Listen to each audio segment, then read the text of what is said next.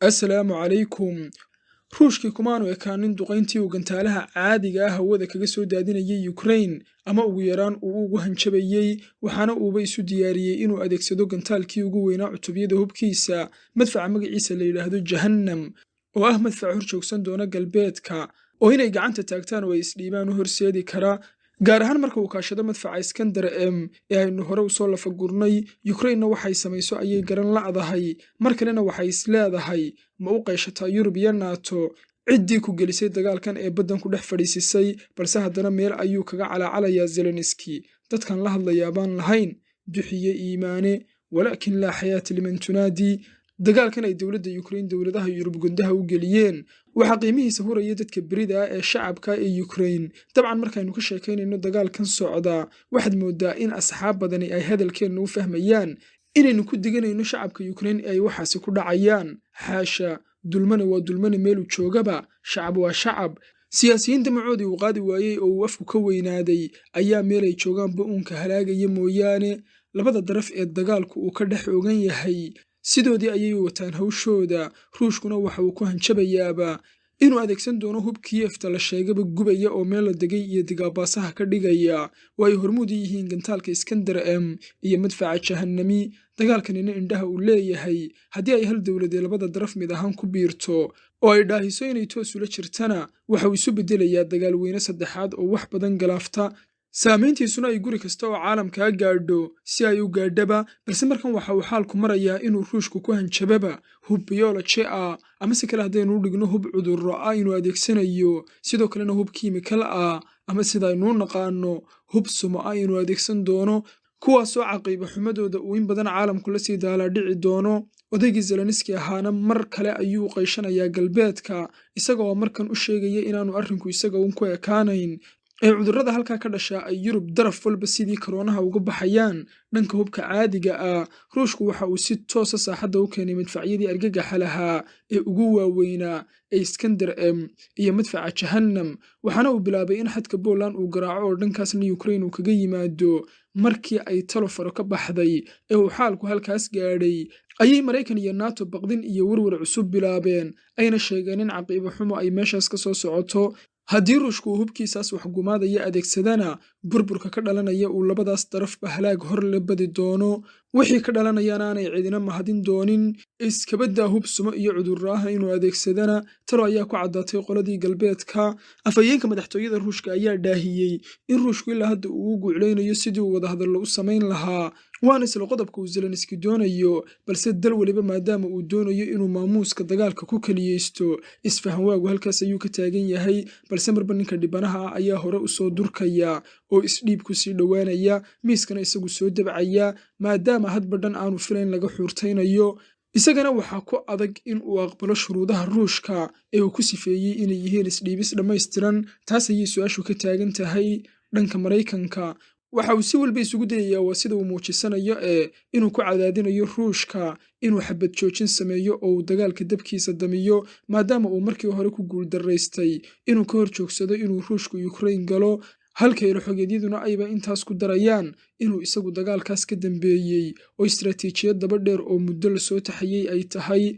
waxa uu Maraykan markan bilaabay inuu cadaadis saaro gaashaanbuurta ruushka ee ugu xooggan uguna saamaynta badan ee Shiinaha si Putin uu hor joogsado, balse qoladaas indhaha yaryar laftooda ayaaba balaayo doon ah oo dhegaha ayay ka furaysteen, umana aanay joojinin dalabyada NATO iyo cadaadisyada Maraykanka. waxaana amankaaga noqotayba ninkii waa la eetiraa markii uu keenay xal uu dagaalkaas gebigiisaba kusoo afmeerayo, ee uu sheegay in haddii uu madaxweyne ahaan lahaa uu gebigiisuba tallaabo qura qaadi lahaa, oo ah inuu 2 diyaaradood ku buufiyo calanka Shiine uuna ku duqeeyo ruushka, sidaasna ay labadaas xaliif madaxa iskugu gelayaan oo ay isugu jeesanayaan.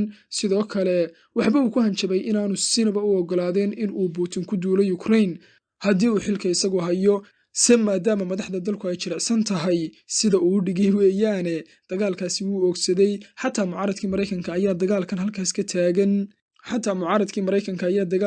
ka taagan.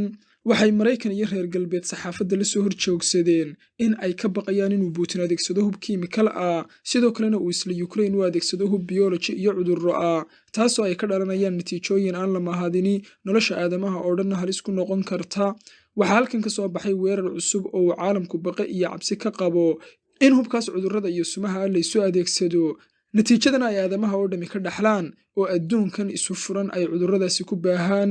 haddaba maxay yihiin hubka biyolojiga iyo hubka kiimikalka ahi?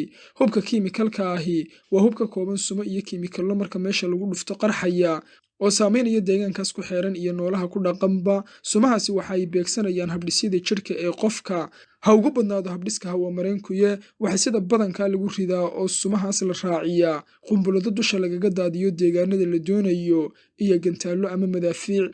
balse hubkaas kiimikalka waxa ay ina barayaan in ay mamnuuc ka tahay caalamka in la adeegsado, oo heshiisyo ayaa lagu kala saxeexday in haba yaraato ee dagaal aan loo adeegsanin, si qof kasta oo caqli lihi uu og yahay haddii uu dagaal bilaabmo qof waliba waxa uu awoodayo ee uu guusha ku hanan karayo inuu adeegsanayo si uu guusha isagu u gaadho. marka aynu nimaadno hubka biyolojiga ah, waa fayrasyo iyo bakteriya ah waxyaabaha ugu waaweyn ee cudurrada sababa, weliba jaadadka cudurrada waxgumaada sababa ee meesha ay galaan saf marka ku noqda, se iyaguna caalami ahaan waa mamnuuc in la adeegsadaa. waxaase isweydiin mudan, haddiiba labadii kala saxeexday ama labadii daraf ee ku heshiiyey inaan la adeegsan ay iyaga laftarkoodii isdilaan oo ay iswaajahaan, waxa diidaya inay adeegsadaan, iyo haddiiba ay adeegsadaan cidda ka hor joogsanaysa iyo cidda hadhow ka xisaabin doonta.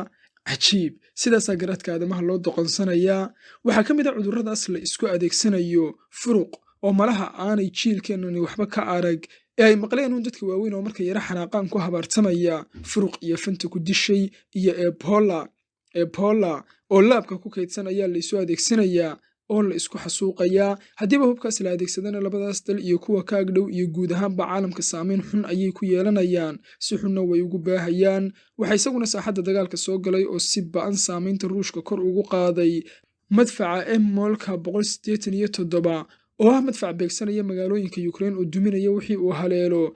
Ukraine ay suura tahay haddii aanay difaac ku filan u helin inuu dhulka la simaa. waa madfac horumarsan oo xambaara gantaalo nukliyeer ah oo yaryar iyo gantaalo difaaca cadaawaha ka gudbi kara oo meesha lala beegsado haleeli kara. sidaas ayuu ruushku uga haystaa dagaalkaas 4 nooc ee hubka ee kala ah: hubka noocyadiisa kala duwan ee caadiga ah, hubka kiimikalka ah, hubka biyolojiga ah iyo hubka nukliyeerka ah. hadba kowdantiisa ka dhaxarkana uu ugu adeegsanaya Ukraine, isaga oo aan dan iyo muraatoona ka gelaynin cunaqabataynaha iyo ciqaabaha galbeedka ee marba marka ka dambaysa isa soo taraya. Ukraine talo ayaa ku cad, waxay la dhiban tahay sidii ay isaga caabin lahayd hubkaas culculus ee ay safka hore kaga jiraan madfaca Jahannam, Iskandar M iyo mmolak 187. marka kuwaas loogu daro hanjabaado ah in kuwa kiimikal iyo biyoloji loo adeegsanayana marba marka ka dambaysa way soo daciifayaan, waxaana ay si walba ugu dadaalayaan in ay caalamka qayladhaan u dirsadaan, balse cid waliba danteeda ayay eeganaysaa. haddaba ma ogtahay in dhammaan hubkan maanta ay ka qaylinayaan Ukraine ee galbeedku uu hadal hayo in ruushkaasi uu hore uga adeegsaday Suuriya oo uu yahay hubka uu magaalooyinka dhulka kula simay, se markaas cid ka hadlaysay aanay jirin, maadaama dadka la gumaadayay ay ahaayeen muslimiin. weligaa ildheer wax ku eeg halka Ukraine ay adduunka ku beerlaxawsanayso, waxaasaana loo adeegsanayaa ee ilaa hadda ay u diyaarsatay ciidanka ka badan 20,000 ee qof ee 12 dalka soo kala jeeda ee sida samafalka dagaalkaas ugagala qayb qaadanaya inay ruushka kala difaacaan Ukrainiyiinta dalkooda.